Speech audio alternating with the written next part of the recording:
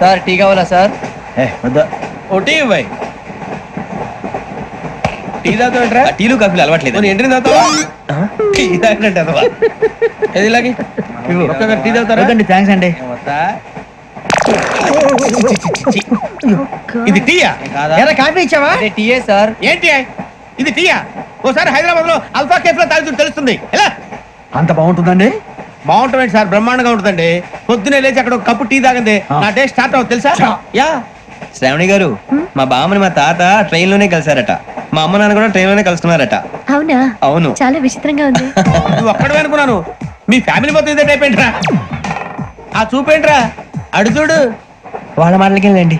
నేను కూడా నా జీవిత భాగస్వామిని ట్రైన్ లోనే కలుసుకుంటానని జేసీ గారు చెప్పారు. ఆయన ఎవరు? ఆయన మీకు తెలియదు కదా, చాలా గొప్ప సిద్ధాంతి అని చెప్పినట్టే జరిగిపోతుంది. ఆ మొక్క జరుగుద్ది. అవన్నీ నమ్మే ఉంటే నీ ఫేస్ లాగే నువ్వు ఏదో కన్నాలేసుకు బతకాల్సి వస్తుందిరా. మీరు ఇవన్నీ ఏ పట్టించుకోకండి. నిజంగా ఆయన చాలా గొప్ప సిద్ధాంతి. ఆడో గొప్ప సిద్ధాంతి, ఈడో గొప్ప యాదాంతి. ఒక్క గారు ఏంటి? పెద్దలంటే నా గౌరవం కాబట్టి మీరేమన్నా భరిస్తున్నాను. దయచేసి జగదాంబ చౌదరి గారు మాత్రం అనకండి ప్లీజ్.